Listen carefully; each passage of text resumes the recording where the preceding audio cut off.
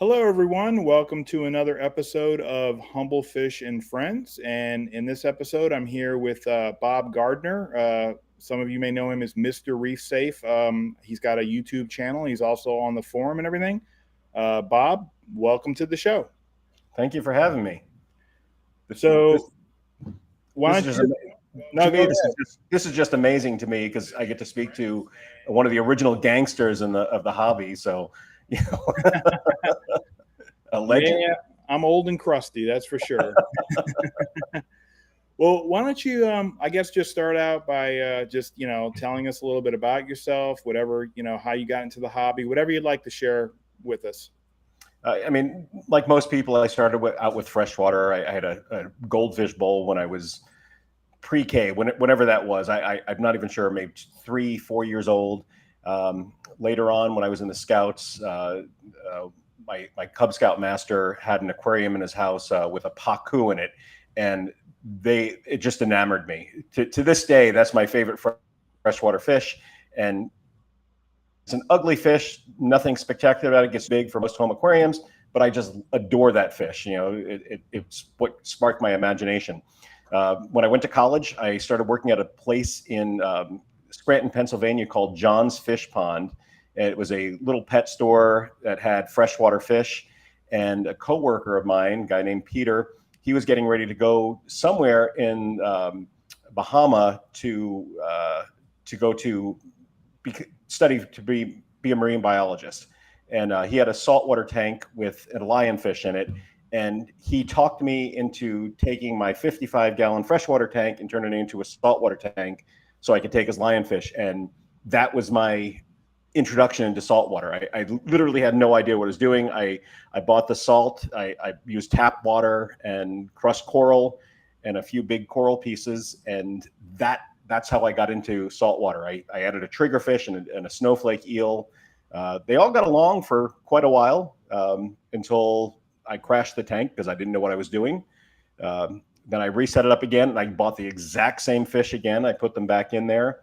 And as I was telling you earlier, I lived in New York at the time, and I would go all over Long Island to different stores. And I'd specifically look for ones that had saltwater. And just the funny story was one day I ran into this guy and he asked me if I had a saltwater tank. I said, yes. And he said, would you like a saltwater flower for your tank? I sell them for $3 a piece from my house. Okay, sure. So I met the guy the next day and I started growing them, and they were growing all over my tank. And I was actually selling them to anyone that was interested for $5 a piece over the next 10 years. And it was 10 years later that I found out that I'd been selling Aptasia. So that's my foray into reefing. Well, I mean, it is technically an anemone. So, I mean, it's not all bad, right? Yeah. The memories of it, that's still my favorite coral that I ever had because, it was everything was new. Right. It's just amazing watching this thing sprout up everywhere. Yeah, I remember, you probably remember back in the day, condylactys anemones were kind of a big thing, and they would come in on like live rock. And, we could never figure out why wouldn't the clownfish go in them. That was the one thing about them. They were cheap and they came on live rock, but the clownfish would never, go in them. They wouldn't use them as a host, so that was frustrating. And same thing with Aptasia. But we know so much more now, I guess, thanks to science and just sharing information. Books have been written and everything. But so that's great. So what aquariums do you have? Tell us about your aquariums. So I've got this one behind me, which is a water box 180.5.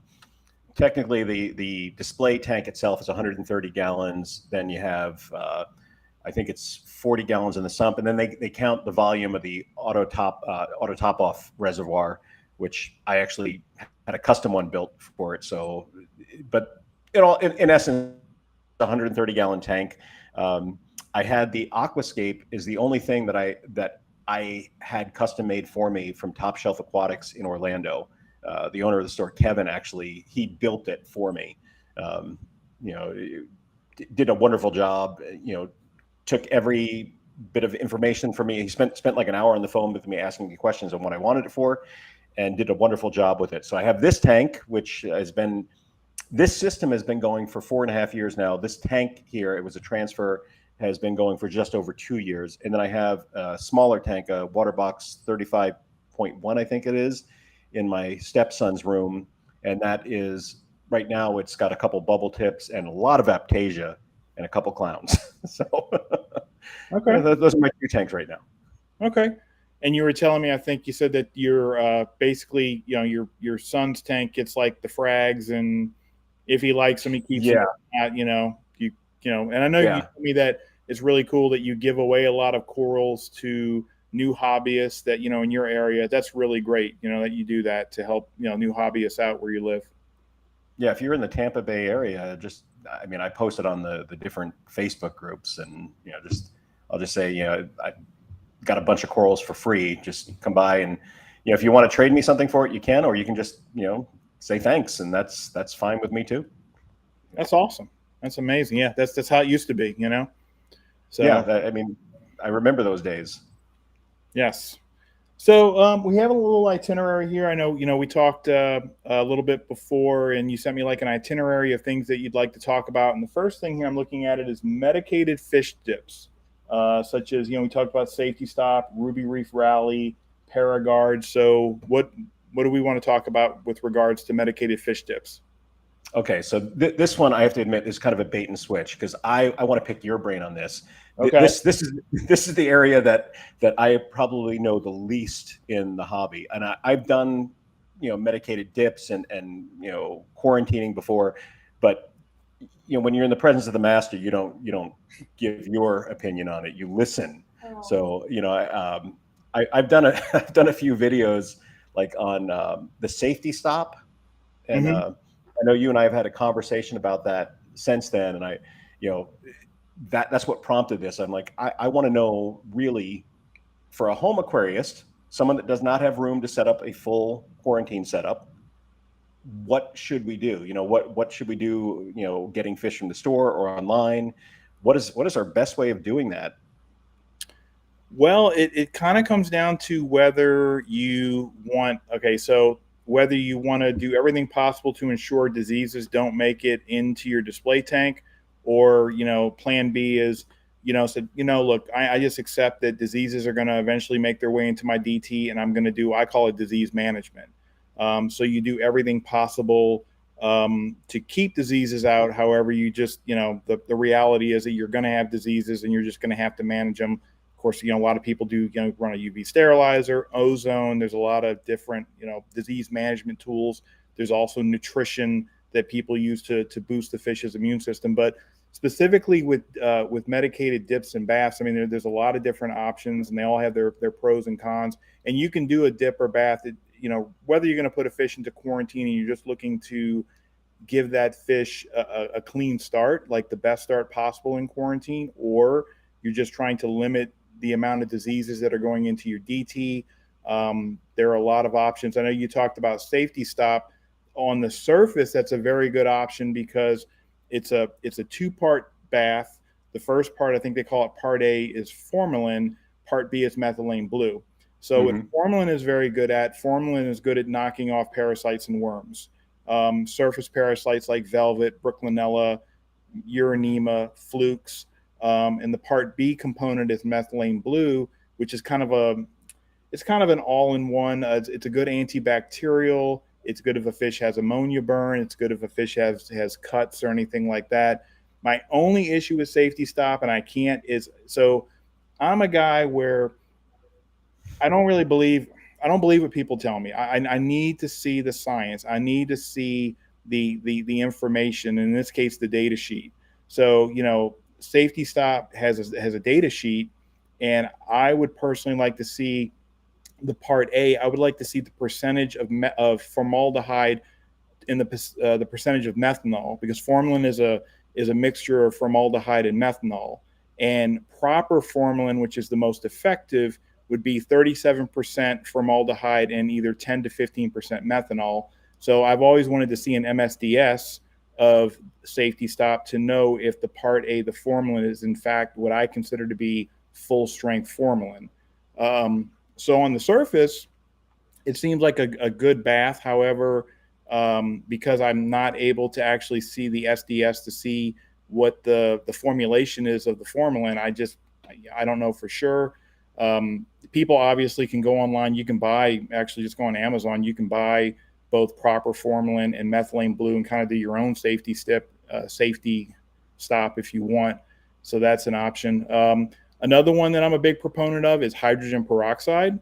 On the forum, you've probably seen we have like a recipe for doing a 30-minute hydrogen peroxide bath, and that seems to be very effective at knocking off both parasites and worms. I know another option is Ruby Reef Rally, which contains 2 antiseptics. So that's very effective if a fish, has like a bacterial infection. There's also anecdotal evidence that it's effective for Brooklynella. So freshwater dip, that's another one. That's an old standby, a 5-minute freshwater dip that knocks off a lot of surface parasites. It's a great to screen for flukes because in freshwater they turn white, they look like little sesame seeds, and they drop off the fish and are at the bottom. So they all there's a lot of different dips and bath. They all have their pros and cons. I just stress that I don't believe that any bath or dip is going to 100% clean your fish, knock all of the pathogens off the fish. It may knock 90%, 95% off, but the bottom line is if the fish still has some parasites or worms or harmful bacteria that is still on their scales or in their gills, when you put the fish in your DT, eventually they're gonna spread. They're gonna continue to reproduce and spread. So it's kind of more of an option where you're knocking back the parasites or the worms. You're not completely eliminating them, if that makes sense. No, I get that completely. Yeah. So how much? I feel like I'm interviewing you now, but how much is fish stress? Like I've done a lot of reading that you knock it back with the dips instead of quarantining, you kind of knock it back with the dips, and then as long as you keep them stress free, obviously their immune is better, and over time they overcome maybe not everything, but a lot of these things. I'm a big proponent of acclimation boxes. So to do that, so yeah, look, obviously fish have, a healthy fish has an immune system, and ideally they would have a strong immune system. But just like with us, some fish have a stronger immune systems than others. There are things you can do. Acclimation box is great because that allows the fish to adjust to the other fish without like direct aggression. That's a great stress reducing tool to use, and that definitely helps because just like with us, if a fish is stressed, then their immune system is going to be lowered and they're going to be more susceptible to pathogens. Once you do that, once the fish is actually in your display tank, so I tell people if you're going to do disease management, it's a 2-step process. You want to do everything you can. The first thing is to bolster the fish's immune system. So that's kind of where proper nutrition comes in, feeding live foods if possible, feeding, we talk about clams and mussels and scallops, mysis shrimp, actual food that have bacteria that will bolster their immune system. That's the first step. The second part of that is you want to keep the number of pathogens in the aquarium down to a manageable level. So then that's when tools like a UV sterilizer, ozone, a diatom, you can actually, some people plumb a pool grade diatom filter into their tank. What you're doing there is you're actually siphoning out, not all, but you're siphoning out as many pathogens, parasites as possible, and you're keeping them to more of a manageable level that the fish's immune system can deal with and overcome. So it's a 2-step process if you're going to do that. And look, a lot of people are very successful with that, but then it seems some people aren't. I think more experienced hobbyists are more successful with that because you have the experience. I think when new hobbyists enter the hobby and they don't have all that experience and they try to do it, they fail a lot of times because they don't know all the little ins and outs that the little tricks that someone like you would know to keep the bolster the fish's immune system, properly hook up a UV, hook up the ozone, and all the rest of it. There's a bit of a learning curve to doing both. Yeah, I try to dip everything that comes in. You know, I've tried the quarantine thing again. Where I'm set up right now, I just don't have room for a quarantine setup. But in the past, I have, and I've even used 5-gallon buckets to do the tank transfer method on smaller fish. Mm-hmm. You know, where you transfer them every 3 days, and it's worked for me. But I've also done like the safety stop, and and then since you and I talked, I went out and bought the formalin and methylene blue, and that a little more scary when I'm having to measure it out myself than just grabbing something off the shelf. And there's something about grabbing it off the shelf that just made me feel better, but Mm-hmm. that's just probably a lie I'm telling myself. But since I've done that, I feel like I'm starting to get the hang of it a little bit more. And I've been in this hobby for, well, if you count freshwater, for like 40 years, 35, 40 years. And, I'm still learning new stuff all the time.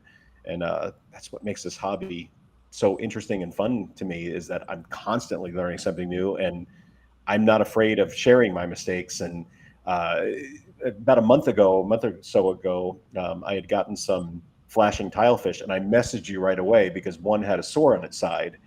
And I typically buy fish from a quarantine place or from biota.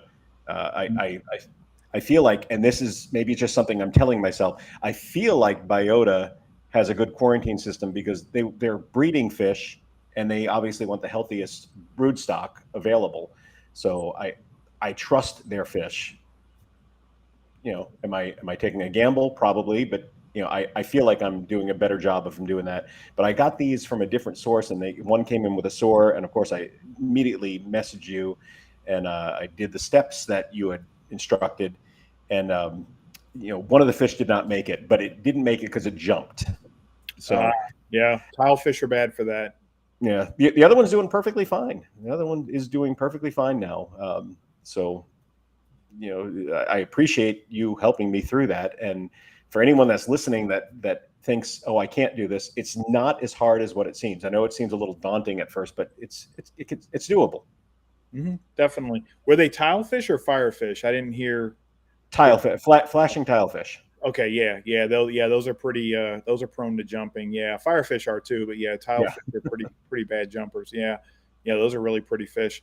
Yeah, there's always a solution if you look for it. I mean, if a fish comes in, even if you don't want to do a quarantine on the fish, there's sometimes getting back to, there's a medicated bath or something you can sometimes do to improve the fish's chances. Like a lot of people don't want to go through, like, set up a quarantine tank, but you can take almost any antibiotic that you dose in a quarantine tank, and you can double dose it in a bath, just in a bucket, which can help with, like, a bacterial infection, which it kind of sounds like that's what this was a bacterial infection.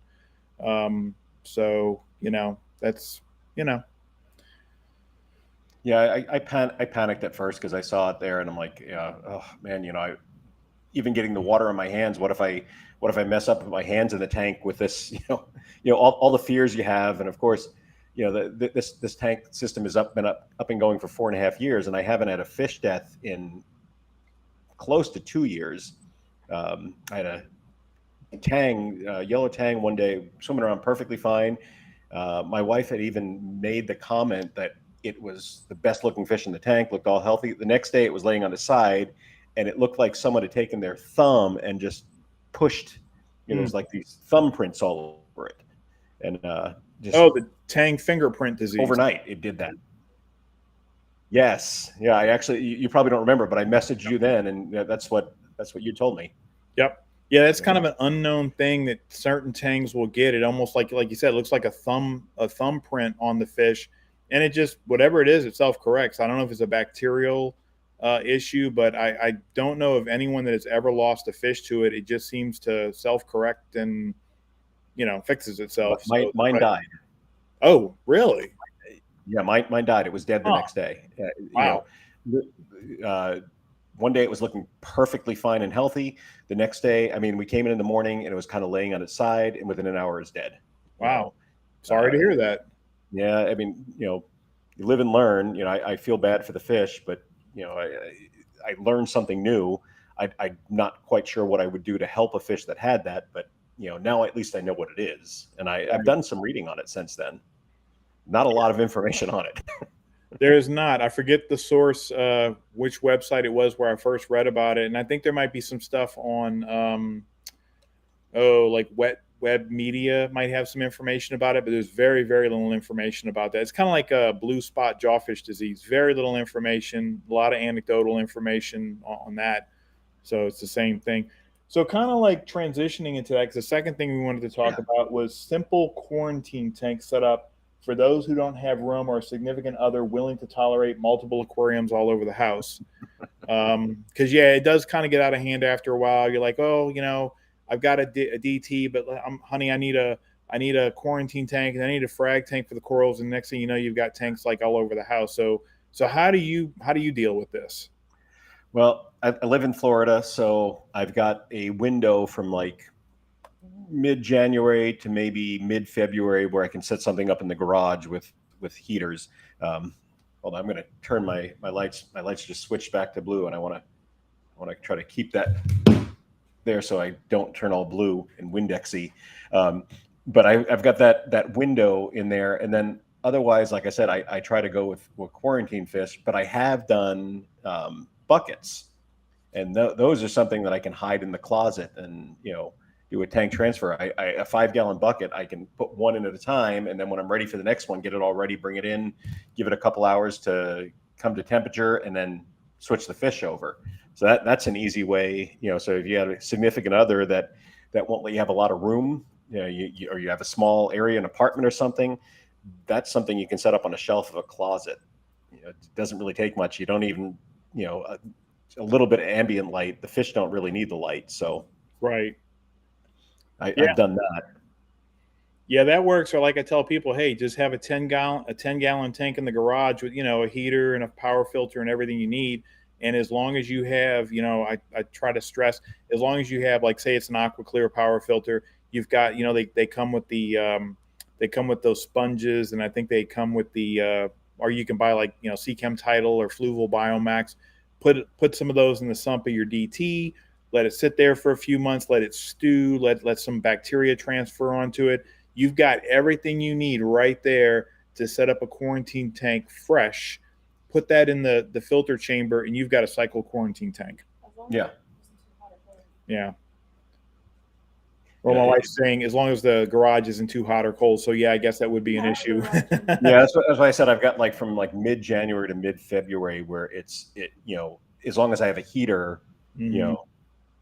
Even then, you might have days where it gets up there in temperature. It could hit 82, 83 degrees even at that time of the year. It's rare, but it can happen. Typically here in Florida, we cannot do that during most of the year. It's just way too hot. Right. Unless your garage is air conditioned. Mine's not. Yeah, when I lived in Florida, we kind of looked into that air conditioning our garage, and it was just like everything we were going to have to go through, and what the electricity bill would turn into. We just like, no, we're not going to do that. Yeah, it's nice. We're talking about putting like the insulation on the garage door to help, but Right. a friend of mine that does this, he said, you might get 10 or 15 degrees cooler, but you're still going to be 80, 90 degrees in the garage. Like, Right. so we don't know if it's worth it. Exactly. Exactly. So yeah, so there are, like you're saying, there are simple ways to quarantine. You just do buckets and you do tank transfer method, and you've probably seen hybrid tank transfer method, which was a way I developed using hydrogen peroxide. So hybrid tank transfer method uses you do 2 hydrogen peroxide baths 6 days apart during the tank transfer process, and what that does is it works to eliminate velvet, Brooklinella, knocks back flukes and everything. So it's a little bit more all-inclusive quarantine protocol. But yeah, a couple of buckets and bubbler and a couple of heaters, and boom, you can quarantine fish. As long as you manage your expectations and don't try to, cram too many fish inside a 5-gallon bucket. You just kind of do 1 or 2 at a time, maybe. I'm an opponent of putting too many fish in the tank at once as well. You got to kind of let that bio load build up. The Right. nitrogen cycle's got to catch up. Otherwise, you're just going to get that cycle again, a mini cycle. So, I personally, I kind of got a rule, no more than 3 fish at a time. Yeah. That really depends on the size too. The only problem with that is, and I know you know this, that a lot of people have this thing about when they add their tangs, they want to add them all together at the same time so they're all on equal footing, so it minimizes aggression. And I get that, I get the reason why, but yeah, that's you know how tangs are really heavy poopers. That's a heavy bio load to be Yeah. adding to a tank, especially a new tank. Because I know people that have like set up tanks, and the very first fish they want to add are tangs. And I'm like, Yeah. why do you want to add the most aggressive fish you're probably going to put in your tank? Add your anthias and your wrasses and the less aggressive fish, the smaller fish first, and work your way up to your tangs. But some people are just like, I want my tangs as soon in that tank as soon as I can. Yeah. Well, I think that, the thought is if they put them in there early, then it eats the algae and you never get a problem with the algae, which Right. you can still have a problem with the algae. I think even that's kind of like throwing the dice. For me, I've got 5 tangs in here right now, and I know the tang police are going to be like, "You got 5 in there," but yeah, I got 5. I've got 2 yellow tangs, a gem tang, a purple tang, and a sailfin tang. So all Zebrasoma as well. Mhm. And I started with the gem tang, and I added the purple tang next, and I had a custom acclimation box built. It's 14 by 14 by 6, and it's big. And I made it with the idea of tangs in mind because I want to be able to put them in there. And I put a few PVC pipes that they could fit into in the bottom of the acclimation box. And the whole idea was I wanted to be able to be in there for minimum 2 weeks. Mhm. And Wow. I've noticed that when that's the case, the gem tang would go up there and he would knock on the box, and the little scalp on the back would get little scratches on the acclimation box. He was trying to say, "This is my tank, get out of here." But after a couple days, it was like, I guess he's okay. He got used to the smell, got used to the sight. He wasn't stealing his food, he wasn't stealing his home, he wasn't stealing his mate, not that there was a mate, but a potential mate. Mhm. So it went, "Yeah, you're okay." And then when the next one I put in was the sailfin, I did the acclimation box. And each time I added another tang, I just made sure they were in the acclimation box. The first few days, they were very aggressive towards the box, and then they just forgot about them. But I've never put tangs in all at once. I've always kind of put them in, over a stage of time. Are all your tangs still getting along? Yeah, the gem kind of picks on the sailfin a little bit. The sailfin was much smaller. Now the sailfin is just as big, maybe a little bigger when his sail's open. So the gem will like chase at him, and then he'll put his fin up, and then he'll kind of back off. So that's really that, and maybe during feeding time, they're kind of like they kind of back off when one's going after the nori or the. I'll also give them a little bit of my chaetomorpha. I'll take that and put that on the clip. They love that, but they'll take turns. The yellow tangs I got from Biota, and one was the size of a nickel. I mean, it was really tiny. The other one was about twice as big. Now the one that was the size of the nickel is bigger than the other one. He's still smaller than the other 3, and he's kind of the boss. They back off from him. He's the most aggressive one in there. Yeah, they can. Yeah, they can be aggressive. Like that's pretty cool that you're able to house those. The different zebrasomas together, and aggression is minimal. Be interesting to see how many years have you had them all together? The first 3, well, the gem tang, he actually came from the other tank. And then, but he was only in there for a few months. So I want people to think, oh, he's in a small tank. He wasn't a small tank, but he was very small at the time. He's been in here the full 2.25 years. Once I got this tank set up, then it was like a month later. I mean, I literally had the tank set up and my corals in it in 2 days. Transferred over, and then the next week the fish were transferred over, and I never had any problem with it. Just a little bit of diatoms, and that was it. But went from gem tang to purple tang was next. I believe it was the purple. I'm pretty sure it was the purple tang next, and then the sailfin, all in the course of about 3 months, and then about a year and a half ago, I got the yellow tangs from Biota. Oh, okay, so it's been a while, and they're all tolerating one another, getting along. Yeah, tolerating is a good word to say. Yeah, well, you know what? That's the best you can hope for with tangs, really. I mean, they're never going to be buddies. There's always going to be competition for food and whatever else. So, there's always going to be a little bit of, tail swatting going on. But as long Mhm. as, you're not waking up to, cuts and whatnot, No. then it's, because I had a powder blue, and there was a male naso in with her, a blonde naso that was much, much larger, but he was so docile. And I mean, Mhm. she would just beat his ass constantly. And I knew that at that point, I told my wife, I'm like, we have to rehome the naso. I mean, we love the powder blue. That was like our fish, that was like our favorite fish in the tank. But we had to rehome the naso because I just couldn't. Every morning, I'd get, lights would go on, and he's got like little, marks all over his body, and I'm like, no, I'm not doing Yeah. it. He's got to go elsewhere. So, but that's awesome. Well, the third thing I know you wanted to talk about was Reef Safe, what it really means. And you're Mr. Reef Safe, so I know Reef Safe is a real difficult thing to define in this hobby because there's a lot of gray areas. So why don't you tell us what you think Reef Safe means? Reef safe is kind of like the term foolproof. It doesn't really mean much. Is it reef safe because it's good with other fish? Is it reef safe because it leaves coral alone? Is it reef safe because it gets invertebrates? Reef safe with caution. What does that mean? Fish that are not reef safe. Why are they not reef safe? There's plenty of fish that are listed as reefs as not reef safe, but they'll do perfectly fine with corals. They'll eat invertebrates and any fish that can fit in its mouth. Kind of like a scorpion fish is a good example. They're not considered reef safe, but they're not going to mess with your corals or even your clams. Probably not even your snails. But shrimp, fish, yeah, they're going to go for them. And I would say that they're probably more reef safe than angelfish. Like pygmy angels. And I have a coral beauty in here. I've had a coral beauty in every saltwater tank I've ever had since 2004, and I've never had a problem with them nipping at corals. But I would not consider them to be reef safe. I would say with caution. Right. Watch them. They're not coral safe, I should say.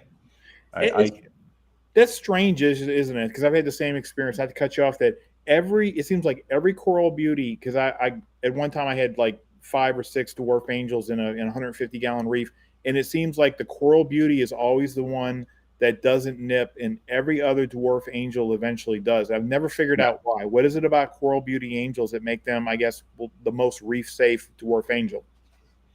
I don't know. I know there's not a lot of love for them. Either you love them or you hate them is what I've noticed about those. I adore them. I think they're one of the best looking dwarf angels. And if you feed them well, you can see mine keeps popping up by the pectinias here in the background. If you feed them well, they get a really bright orange on their sides, and a dark blue. And I think they're just stunning. And as I said, I think they're probably the most reef safe of all the dwarf angels. But I wouldn't consider them to be reef safe. So reef safe with caution, and it brings us back to the whole thing.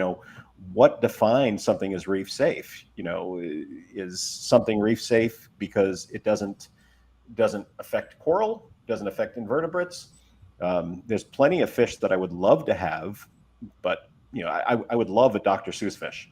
Absolutely love them. But I know I can't have shrimp or crabs or anything like that, or even small fish. It would decimate them, but they're not going to mess with my corals. Yeah. And even fish that, everyone thinks tangs are reef safe, but we all read about rogue tangs. I mean, for example, I had a powder blue tang, same powder blue tang that would beat up my naso. So she would leave my corals alone, but she had this thing about in her tank, she would do her laps. I had to have the tank where there was space in the front, space in the back, and space on the sides for her to just kind of do her laps around the tank. If I ever were to dare put like a new coral in her swimming lane, she'd eat it. She would start biting on it. She'd start attacking it. It didn't really matter. It could be xenia. It didn't matter what it was. If you put coral in her way and she did not want it there, she would start eating the coral. You know? I've heard, I've never had this experience, but I've heard that like with angelfish, you can have one that won't be nipping corals, and then you go, oh, I'm going to get another one, and you put them in there, and that one's like, I like corals, and the first one's like, oh, I didn't know I could do that. They learn from each other. I know, yeah. Unlike tangs, they're very smart. Well, and you've probably heard this too, where, and I mean, I think sometimes it works where you can take fish that normally are not reef safe, and if you feed them many times, this is sometimes some people do it 4 or 5 times a day, very small feedings, and you feed them throughout the day, and then the thought process is, well, if the fish isn't hungry, the fish isn't going to nip at corals because it doesn't have a reason to. And I've seen both success and that not work. So I don't know. What do you think about that?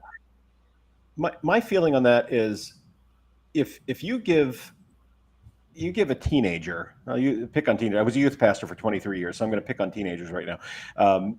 You give a teenager a choice between McDonald's and a salad, they're going to pick McDonald's almost every single time. You can get them eating a salad and then go, hey, we're going to stop at McDonald's. Why don't you get a salad there? They're going to get a cheeseburger or whatever it is they want there. And it's the same thing with the fish. You can train them to eat something else, but then they're going to like, hey, what's this? And they get a taste of it. Like, this is French fries. This is great. They're gonna change their dietary plan. So I'm always leery of that. I don't. Can it work? Sure. But I want to be careful. The fish haven't read the book, so they're going to do whatever they want to do. Right. Yeah, you're right. Yeah, you're right. Yeah, I've tried it. I've had both success and failure with it, depending on the fish. I had a friend one time that had an emperor angel, and that was like, it was in like a pretty large tank too, like a 250 gallon, and that was their dream fish. And I told him, I said, look, I said, when it's a juvenile, I said, you're probably going to be okay in a reef. I said, it may nip a little, but it's not going to be a big deal. I said, when it transitions and becomes an adult, I said, it's going to tear your tank apart. And sure enough, it was eating he was even trying like xenia and leather corals, which, leather corals can be kind of noxious. And that thing was just tearing the tank apart. Yeah. A friend of mine who moved away, he had a saltwater tank here in the neighborhood. He bought an aptasia eating filefish because he was told, it won't touch his corals. And the very first thing it did when he put it in the tank, within 5 minutes, it tore apart his, well, now they're called homophilia, but his scoli. It was just tore it to shreds, ate practically the whole thing in the matter of he just kept it for one night and took it back. Mm-hmm. He was like, I'm not keeping this, didn't touch the aptasia at all. And he's like, I've got more than one scoli in there, and that's an expensive meal for him. Yeah. So I've heard that the filefish, the aptasia eating filefish, are better when they're small, and as they get older, they'll eat coral. Mm-hmm. I don't want to take that chance. To me, that is not reef safe. Right. Yeah. Same thing with a copper band butterfly. I mean, a lot of people like to get those because they eat aptasia, but then you never can probably keep a clam with one. I mean, that's like, candy to them. And there's certain corals that they'll sometimes pick at, and it's always the corals that you don't want them to eat, and it's always usually the most expensive corals. Of course, they always seem to go after. So, yeah. Would you rather have a cheeseburger or a T-bone steak? Yeah, you're right. You're definitely right. So let's transition to coral. Since we're talking about corals, let's talk about coral warfare. And I know you sent me some. You want me to go ahead and play the pictures that you sent me? Yeah, go ahead. Okay. We'll go ahead and play there's some pictures here. There we go. Okay, so let's go ahead and talk about this.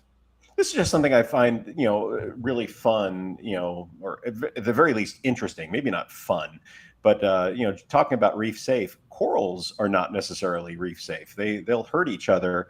The way I have mine set up, you kind of get that fruit stand look because you want to keep corals that are going to work together in the same area. You want to keep the ones that will fight kind of separated apart from each other. But there's a balancing act. I've got on this side of my tank, I've got pectinias and I've got gonopora. On this side, I've got torches and basically euphyllias, and above those, I've got the stick corals. And yes, like I said, it's kind of like a fruit stand, but I had to move around some of my torch corals because they were brushing up against my sticks, specifically my slime ball and Acropora, and just burning the crap out of it. And I had to frag the thing way back to get all these dead branches off. And then I noticed on this side, I've got a Gonopora that is burning. On the back wall, I have I think it's called a phoenix coral. I thought it was kind of like a cupping coral, kind of like a monopora, but apparently it's encrusting. So it's never really grown much. But the tentacles of that will reach out. It's almost like it's reaching for it, and it'll burn just the ends of that, keep it from growing. And then in front of that, I have a Bernardapora, Bernardapora. I don't know if I'm saying that correctly. And that one started burning the Gonopora, which I didn't even know that they did that. I thought they would coexist well. So now I've got this Bernardapora in the middle of all these Gonis that I have to figure out where I'm going to move to, because he'll start to get all of them after a while. But Yes. you can War see of the ocean. Yeah. It's War of the Ocean is what it is. Yeah. Corals are not reef safe, just to, dust off that chestnut. Right. You got to be careful on how you place them. And I know that there's a popularity in getting like the little, micro frags, 1/4 inch, 1/2 inch frags. And, especially when you have a new tank, you want to fill it up real quick. So you put them all over the place. And then as they start to grow, then you're like, oh, I've got no room, and they're starting to kill each other. So you got to kind of think, what plays well together. And then on top of that, there's also like on this side, I have digitata, and I have I put on the same rock an orange digitata and a green digitata, and I have to frag back that green one all the time. Otherwise, it's just going to overtake the orange one. I'm hoping that the orange one will grow enough that I can get a nice piece off of that and move it onto a different rock, because the green one eventually is just going to overtake it. I won't be able to keep up with it eventually. It's just another type of warfare. They coexist. One just grows faster than the other. Do you have any issues with Euphilia? You put some corals too close to Euphilia, and then the sweepers at night hit the other corals and kind of knock them back. I've had that happen a lot. Yeah, the slime ball and Acropora, it's kind of a green one, which grows super fast in my tank. So for the longest time, I just left it because it was doing a good job of keeping it from growing too much. But I just recently, because it was starting to make it look bad at the bottom, it's kind of looking ugly. So I moved the torches around with I think it's called a pink frog spawn. I switched places because the frog spawn is really, really small and can't reach the Anacropora. But now the torch is far enough away that it doesn't. But I did have that problem. Something else you got to think, just like gardening at your house, you have to, change plants every now and then. You got to move your corals around. Right. And then every now and then, if you have a bubble tip anemone and it splits, then the clones like to go walking through the tank, and they just wreak havoc no matter where they go. And you're sitting here trying to get the thing out, but it's they latch onto a really large rock. Yeah, it's kind of never ending. Yeah, there's always something, and that's what makes this hobby fun. I think it's Richard Ross that says the dishes are never done. Right. It's true. If you're just looking to sit back and watch the tank, get someone that does aquarium maintenance to take care of it. Right. Enjoy it. I love everything I do in this. I enjoy every last bit of it. I have talked to my wife so many times about doing like an automatic water change, and I find it fascinating to we'd have to run like hose all through the attic to the other side of the house, and the gearhead into me, it was, yeah, I love that, but the other side of me is like, I like spending time doing my water change. It takes me about 45 minutes. I do a 30-gallon water change every week, and I enjoy it. It's time with my tank. Have you ever you've probably seen the Python, right? That they Yes. sell? Yeah, that's what I used to use for water changes, was the Python. I mean, then I would basically use the Python to drain the water to the sink, and then I would have like a pump in my vat, and I would just have like some vinyl tubing or whatever, run it back to the tank. So I kind of automated my water changes. I didn't do buckets, but No, I've got two knocked off brute trash cans on rollers. Okay. And so I like to do my water change on Saturday if I can, and so Friday night I'll fill the salt water in it and bring it in the house and let it come to house temperature. Because again, we're in Florida, the water out there is like 90 degrees. I don't want to put that directly in, so I want it to cool off overnight. And so I'll bring it in and let it sit overnight, and then I'll do my water change the next day. But if I was really rushing, I could get it done in 15, 20 minutes, start to finish. Okay, so you got it pretty much down pat. Yeah. Okay. I like doing this stuff. So, Yeah, it can be therapeutic. I used to listen. What I used to do, I would do water changes. I would listen to there was some talk show I used to listen to, or I'd listen to the radio, while I was doing my water changes, and you kind of like zone out, and you're, doing your own thing, and so yeah, I can see that. So let's talk about dosing calc. all right. I'm a huge fan of dosing calc. I think it's great. So I guess tell us. Well, first off, tell us where do you buy your calc, because there's a lot of different sources, and how do you dose calc in your aquariums? Well, before I say that, I got to say I had dosed calc for years, and then when COVID hit, of course there was nothing to do, so I was watching all these different videos, and not to throw them under the bus, I was watching a lot of the BRS stuff on the hybrid, the BRS balling method, and I was like, all right, and again, I was bored. I'm a gearhead. I wanted to do stuff. I like doing stuff with my tank.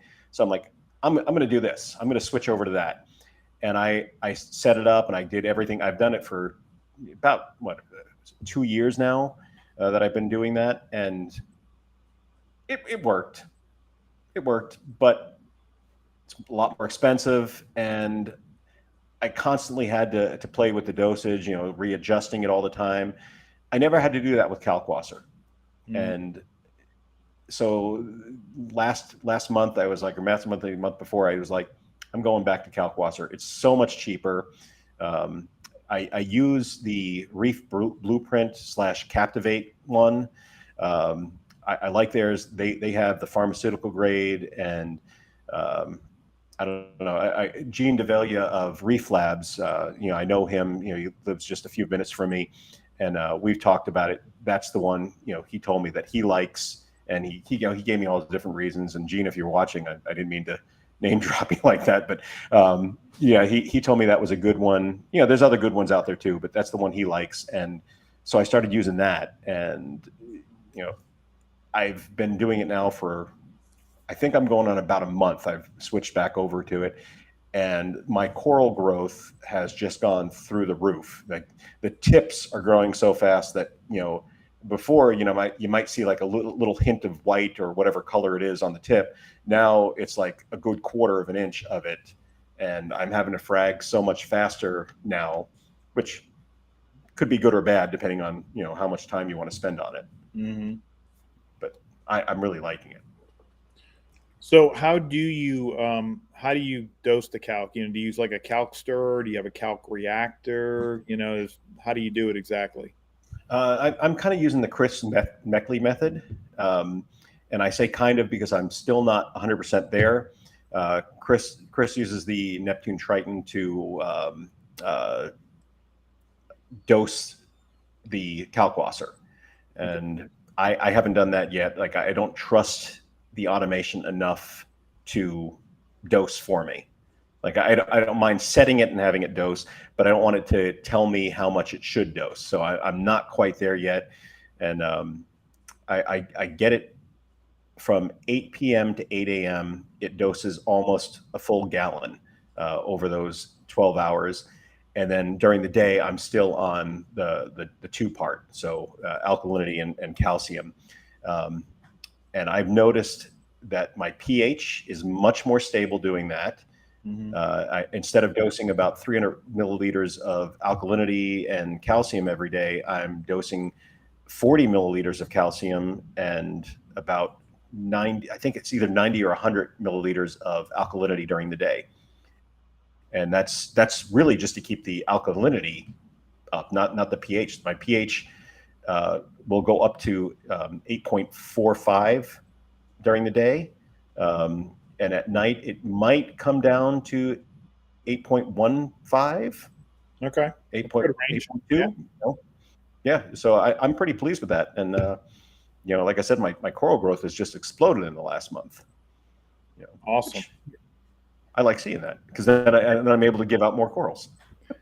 Yeah, calc is great. I mean, it's I mean, I used to do it very low tech. I used to do it with like a milk jug, Mm-hmm.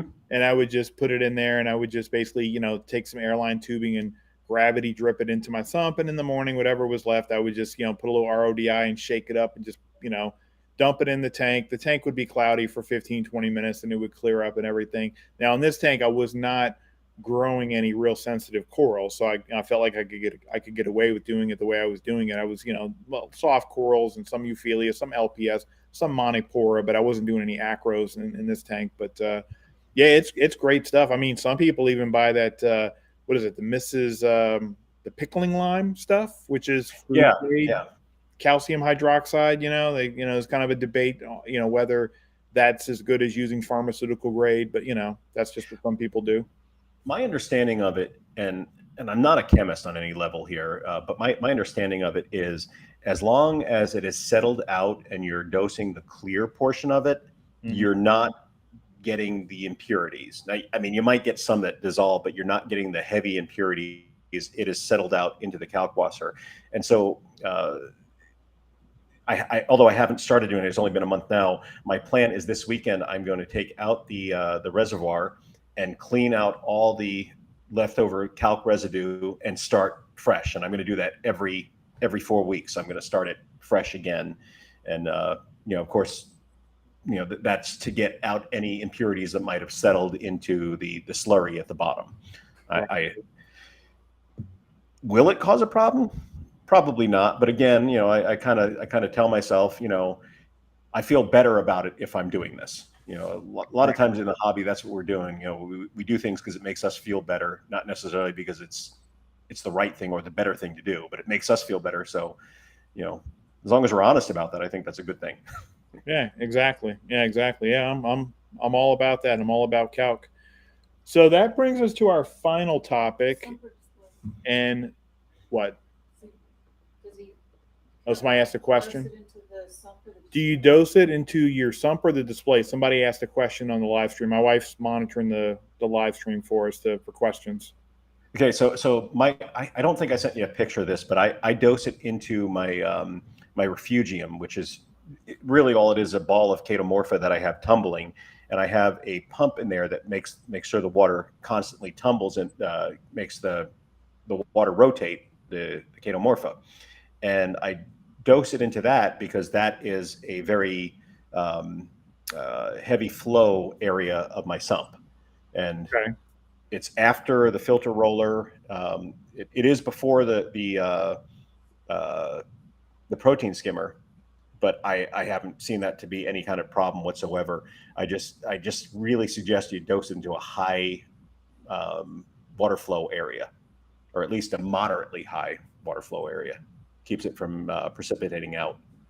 Okay, that makes perfect sense. So yeah, I'm going to remind everybody we'll technically be done in about 7 minutes, but we might go over. So if you have any questions and you're watching this, just get them into the chat. My wife is monitoring the chat, and she's going to tell us if there's any questions that need to be answered at the end of the live stream. So our final topic, and I know you and I talked about this a little bit before we started the stream, being happy in this hobby, hobby, and in particular, being happy and maintaining a good relationship with your spouse, because we all know that the hobby can kind of consume us, and we can kind of become a bit addicted to it. So how do you do that? How do you be happy in this hobby, and how do you maintain a healthy, I guess, balance in the hobby that to keep on good terms with your spouse with the hobby? Well, that's two different questions. How am I happy in the hobby, and how am I well balanced? Because when I'm happy in the hobby, I kind of forget everything else around me. I'm hyper focused on it. That's not to say I'm not happy when I'm doing other things too, but I just hyper focus on the hobby, and I kind of lose sight of everything else. So for me, one thing that I'm really trying to do is I'm trying to listen to my significant other, my better half. I'm really trying to listen to her. I try to get her involved in the hobby as far as she's willing to. Like, sometimes she'll go to, the coral shows with me. Once in a while, she'll go to a store. She doesn't like to go to the store because, I go in the store and I will have a conversation with somebody and it'll be 45 minutes. And, she's like, I've already looked at everything. Let's go. And I haven't even gotten to the coral yet. I'm going to play a video of your aquarium that you sent me while you're speaking, just to let you know. Go ahead. Yeah, please continue. There we go. There's your tank playing. But I do try to get her involved, and the most important thing I would say is listening to your significant other, or if you live with your parents or somebody else, listen to them and try to consider things from their point of view. So she'll tell me if I am starting to go too much over the deep end. She'll tell me that hey, you're starting to ignore me, or I'm feeling ignored, or I was joking before the show that sometimes she'll say, it's been 2 or 3 days and you've barely said a word to me, but you've spent time with your tank, So it's something, listening is something that's really important to do. And, finding that balance, you want to enjoy the hobby. And I think you'll enjoy it more is if your significant other, your partner, is actually okay with you enjoying it. So if all I do is focus on my hobby, that's going to make it worse in the long run. Now Brenda is really good. Like if you see me on TikTok, especially, we do these bad fish jokes with Mr. Reef Safe, and I'll ambush her and I'll tell like the absolute worst fish jokes I can think of. And, the whole idea is to get a reaction out of her, not necessarily to get a laugh, but a lot of times she'll really fight laughing, and that's when I know I really got her good. But it's just one of the ways that I try to get her involved with the hobby, and let her know, hey, I am thinking of you as well. I make sure there's some ground rules, like I can't catch her when her hair is a mess, or although I have done that. We've set some ground rules, and following those ground rules help as well to keep things balanced. Yeah, my wife was grinning from ear to ear. She's over there on the couch when you were saying that you need to listen to your spouse more. I think she really liked that. She really appreciated you saying that. Yeah. I'm reading that from my notes here. My wife read it. She wrote the notes for you. Yeah, she's like, I'm writing this section. No, I'm completely kidding. No, it really does make sense to listen, and if you live with your parents or something like that, listen to them as well. This is a hobby. It's not our life. And, we should enjoy it. That should be the joy in it. Like I said, I enjoy doing the water change. If you don't like doing a water change, if all you want to do is look at the tank, find someone that'll do it for you. Pay your kids to do it, hire somebody, put a picture on your TV instead. If you're not going to keep up with it, find a way to enjoy it. If you don't enjoy it, find something that you do enjoy. We're taking care of life here. We're taking care of, in some cases, very rare life here, or very fragile life. With our world's reefs in trouble, it's imperative that we, not that these corals are ever going to go back out in the wild, but at some point we're not going to be able to have them.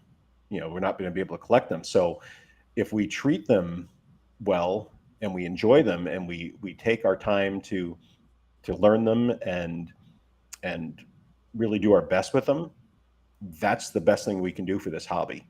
Yes. So just take the time, and whatever you do, whether it's this hobby or something else, just enjoy it. Enjoy life. Life is too short. Jake Adams died almost a year ago, and it's, even though I never met him, it struck me pretty hard. And I know a lot of people that know him personally, and how devastated they were. He was a young man, and you don't know how much time you have in this life, so enjoy it while you have it. Right. Yeah. Well said. Yeah. You can be here 1 minute, gone the next. Yeah. And try to keep your wife happy. so that, Yes.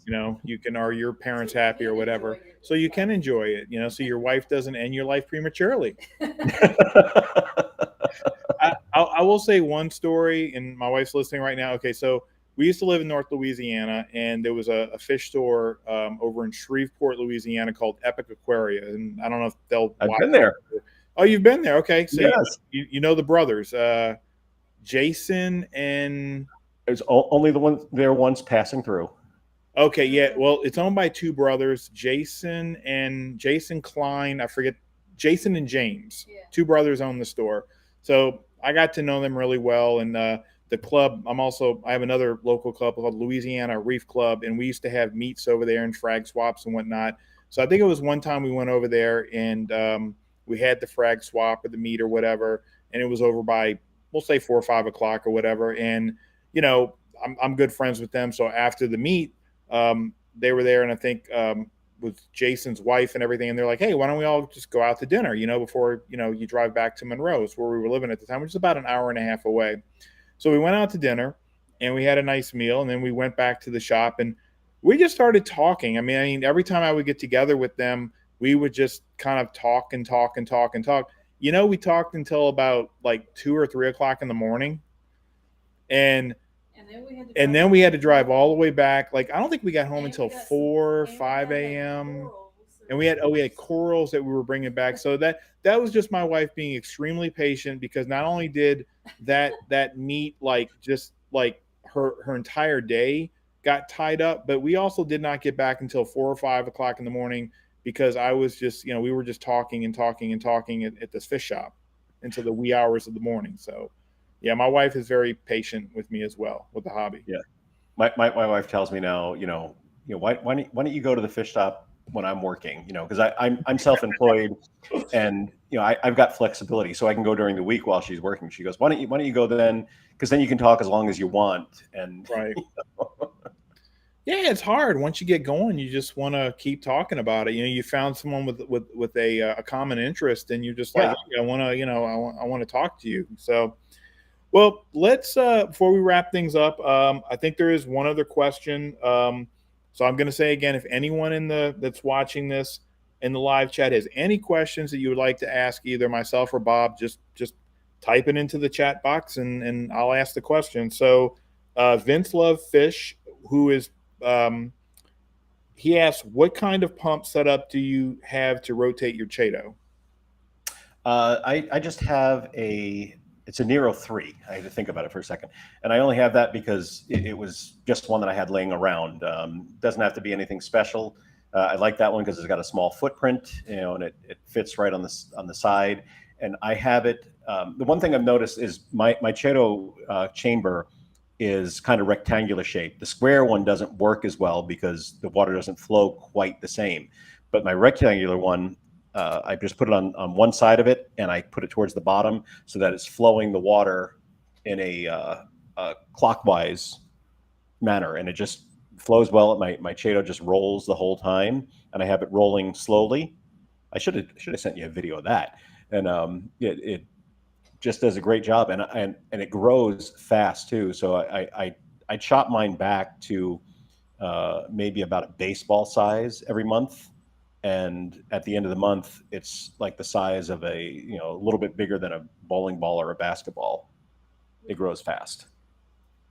What do you do with the Chaeto? My wife's asking, what do you do with the Chaeto, that you remove? I usually put it on social media. You can come get it for free, yep. And a lot of times people, oh, I'll be there, and they don't show up. Typically, by the end of the day, then I'll just take it to one of the local fish stores and give it to them. I don't want to throw it away, but if I have to, I would. I just let it dry out and throw it away. But it grows so fast. I just give it away. That's good. Yeah, everybody's always looking for Chaeto. It's a great, absorbs nitrates, phosphates, and all the rest of it. It's good stuff. And a little tip, little hack on Chaetomorpha. If you want clean Chaetomorpha, make sure that you don't have anemones in it. Because you can get aptasia growing in it, and of course Bristol worms. If you don't want those, and you're like, I like Bristol worms. I think they're a great cleanup crew. But if you don't want to add those to your tank, just take a bucket with RODI water and float it in there for a half an hour, pull it out, and your chaeto is now clean. It's not going to hurt the chaeto. So Dances with Fishes asks, will tangs eat? So I guess he's asking, can you put the chaeto in your DT, and will the tangs eat it? Yeah, just make sure you don't put too much in there to get caught in the rocks and start growing in there.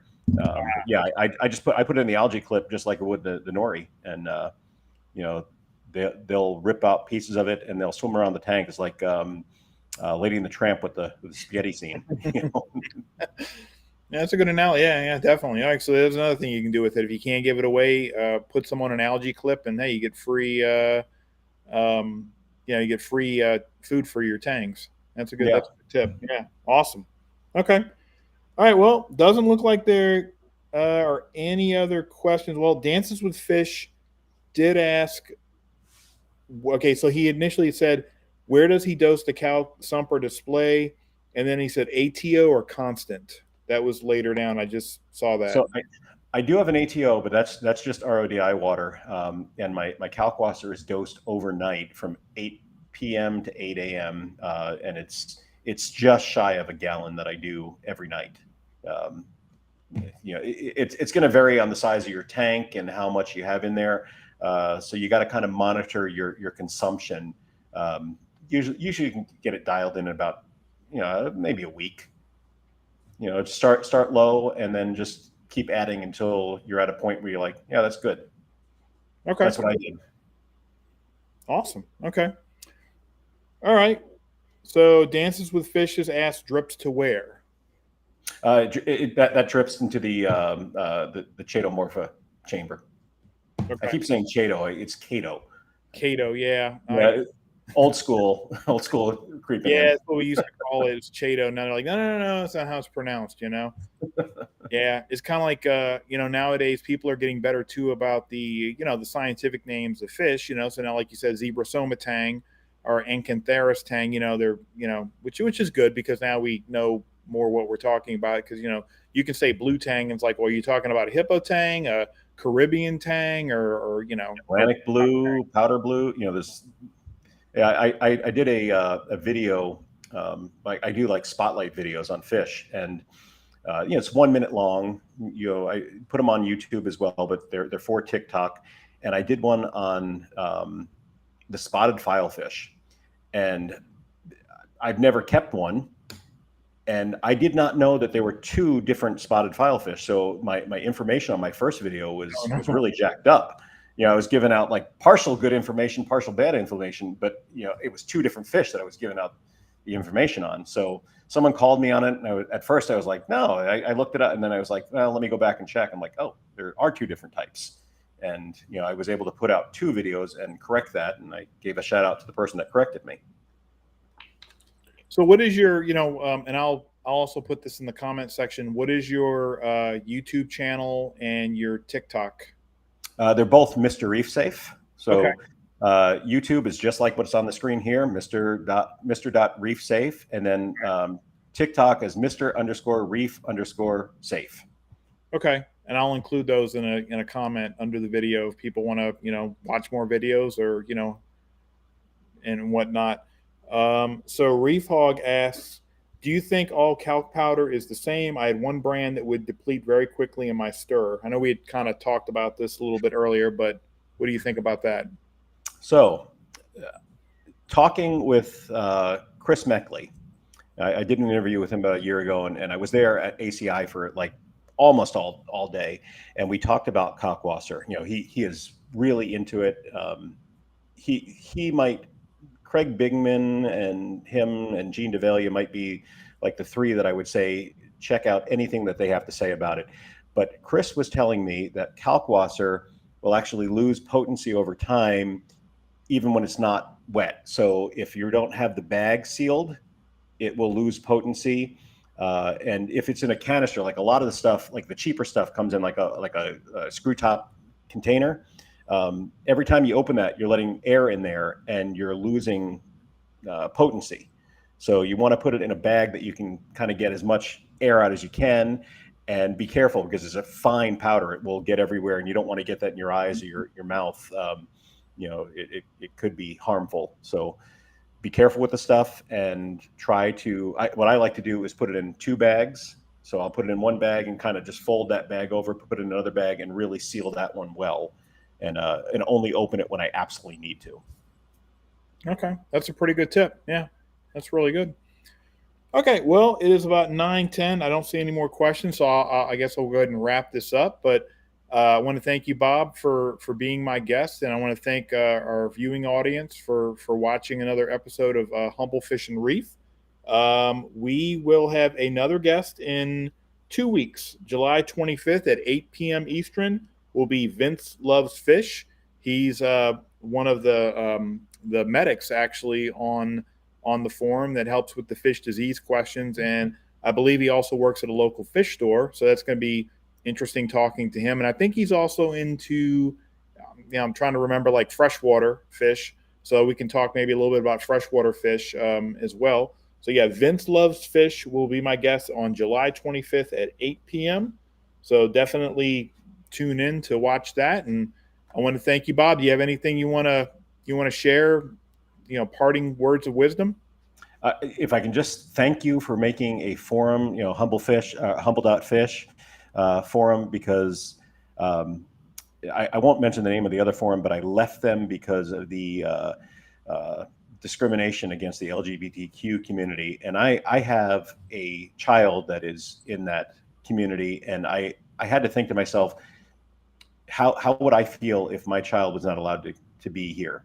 Right. This child is not into fish tanks, but if they were, how would I feel about that? And Humblefish, the forums are just really welcoming, and there's no discrimination I see. It's open to anybody, and in case you might have a problem with the LGBT community, there's no one out there like stalking.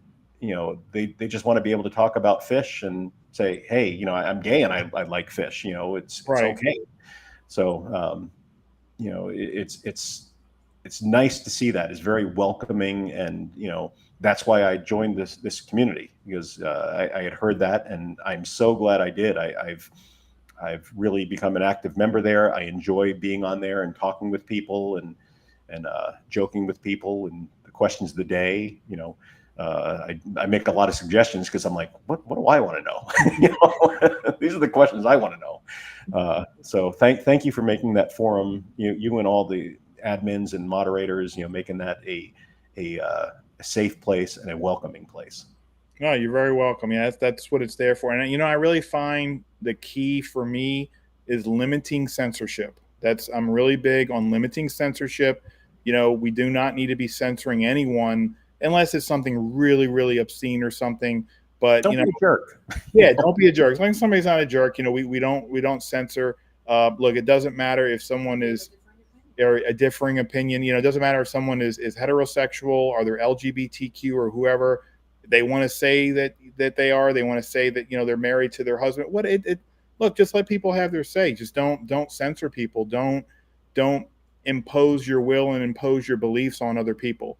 And that's kind of like one of the foundations of the forum that we try to adhere to, is not doing that and just being opening, welcoming to anyone. And it really just make it no big deal. It's not a big deal to me if you're straight, you're gay, what you are, because at the end of the day, you're a fellow reefer, you're a fellow hobbyist. That's all that matters to me. That's all it should matter, right? Yeah, that's what this is about. Yes, exactly. So, okay, well, no more questions. And yep, Vince Loves Fish, discus and angelfish. That's right. He actually has a discus and angelfish set up. So we're going to be seeing that next week, and it's going to be a great one. But I want to thank you, Bob, again. It's been a great live stream, and hopefully we can interview you again sometime soon. I'd love to do it. Thank you so much for having me. Take care. Good night, everyone.